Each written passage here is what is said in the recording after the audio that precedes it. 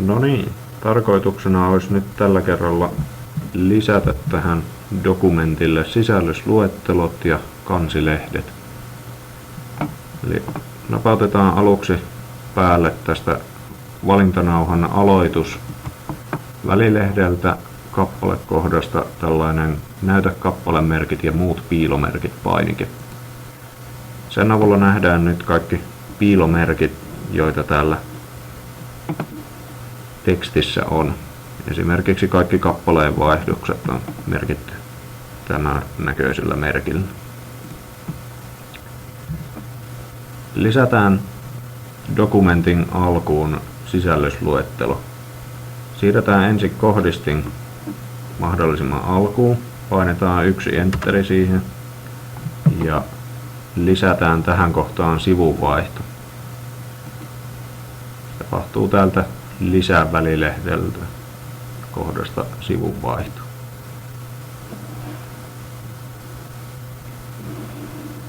Nyt meillä on uusi sivunvaihto. Tehdään sen eteen vielä vähän tilaa. Lisätään kansilehteä varten vielä toinen tyhjä sivu dokumentin alkuun. Klikkaamalla jälleen tätä sivunvaihtopainiketta.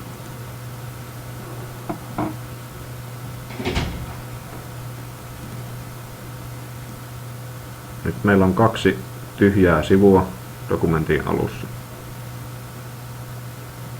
Toiselle sivulle lisätään viittaukset kohdasta sisällysluettelo. Ja valitaan tämä toinen vaihtoehto.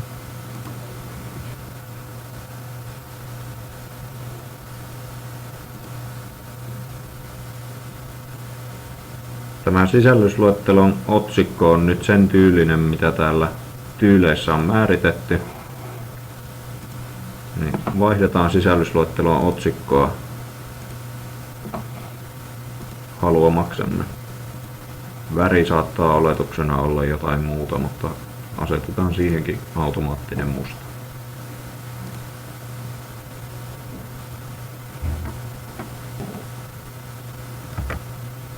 Optimasta löytyy OKL:n kansilehden malli täältä yleistä kohdasta ja täällä on ohjeisto PDF-muodossa.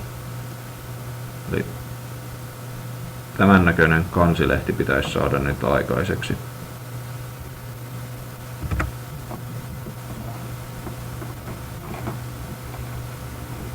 Luodaan ensin tänne alkuun otsikko tälle meidän työlle. Se olkoon nyt opettaja ja lisärivinä siinä voisi olla, että kyseessä on OKLV 110 kurssin harjoitus.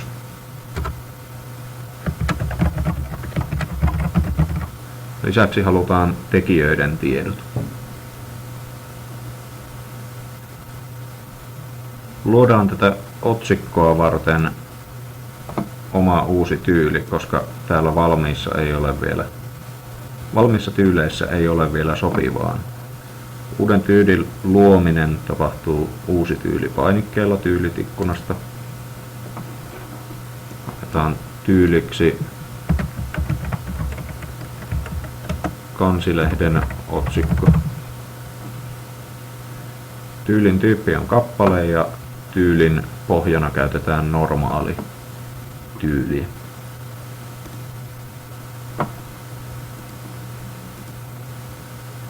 Asetetaan fontti haluamaksemme. Taisi olla ohjeen mukaan koko 12. Ja nyt lisäksi halutaan, että se on kirjoitettu suuraakkosin. Täältä tehosteet kohdasta löytyy kohta kapiteelit.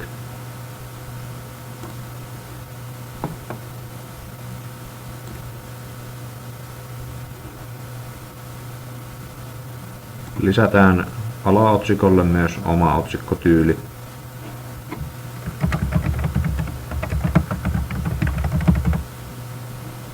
Ja tehdään sille halutut muutokset.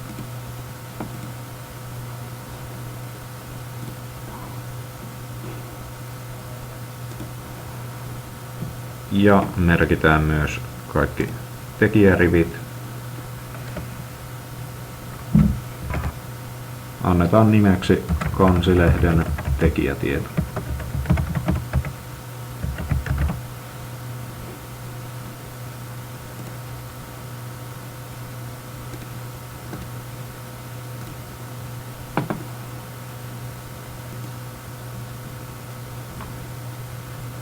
Näitä voidaan muuttaa myöhemmin myös tarvittaessa.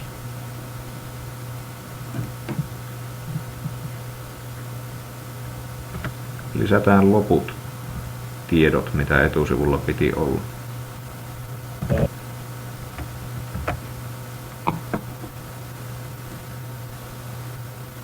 Kopioidaan tästä valmiista PDF:stä teksti. Ja nyt kun se tuodaan tänne Wordin puolelle, niin muistetaan käyttää aloitusvälilehdeltä liitä määräten toimintaa, jotta PDF:ssä olleet muotoilut eivät tule mukaan. Liitetään muotoilemattomana Unicode-tekstinä ja katsotaan OK.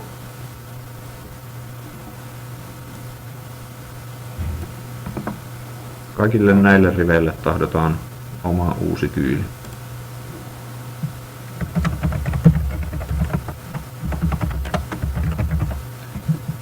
Annan nyt nimeksi loput tiedot. Se voi olla esimerkiksi yleistiedot tai mitä ikinä halutaankaan.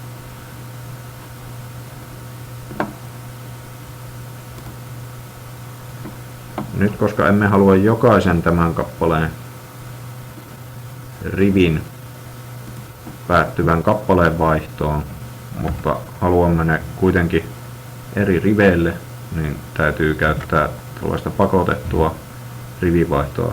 Sen lisääminen onnistuu painamalla Shiftiä ja Enteriä.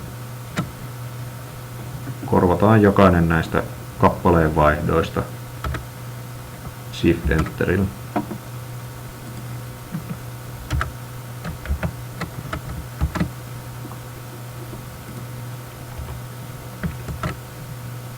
Näin. Ainoastaan viimeiselle riville tulee sitten tämä kappaleen vaihto.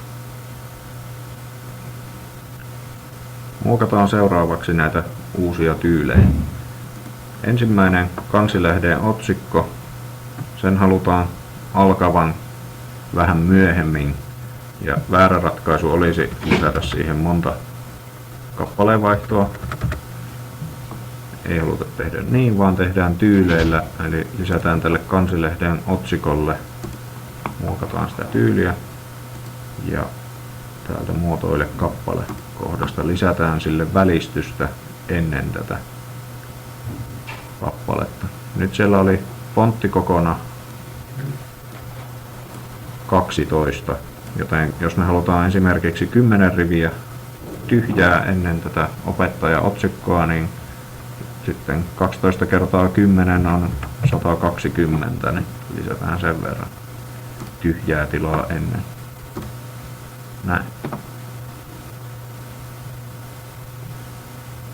Lisäksi tälle kansilehden lopuille tiedoille tahdotaan lisää väliä.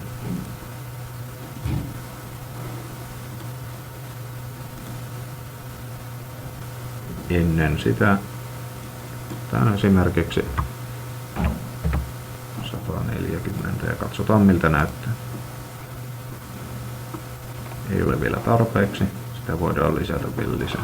Nyt hyvä apukeino näihin on viivainten esiin lisääminen, eli otetaan täältä näytä välilehdeltä viivain näkyville, jolloin nähdään suoraan näitä etäisyyksiä.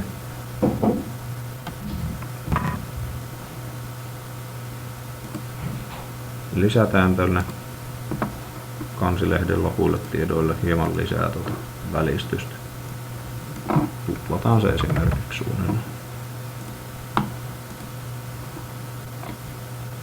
Näin, se alkaa olla jo sopiva määrä. Sitten me halutaan se tonne oikeaan laitaan. Ja se onnistuu sillä, että lisätään sille täältä tyylin vaihtoehdoista Oikealle tasaus saataisiin tästä napista asetettua, mutta koska se tasaa tekstin oikeat reunat ja täällä dokumentissa piti olla vasen reuna tasattuna, niin täytyy lisätä vasenta marginaalia. Eli täältä kappaleen kohdalta sisennystä vasemmalle lisätään. Ja nyt tässä vaiheessa on hyvä apu sitten tämä viivain täällä. Siitä nähdään, että se on siellä noin 9 sentin kohdalla.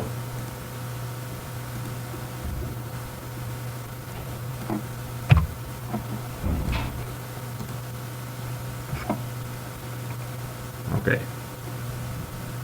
9 senttiä ei näyttänyt riittävän, sillä kasvatustieteen kandidaatin tutkielma rivittyi, joten pienennetään hieman.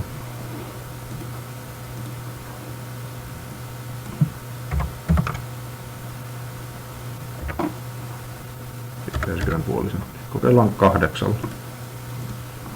Näin. Näin saatiin aikaiseksi kansilehti.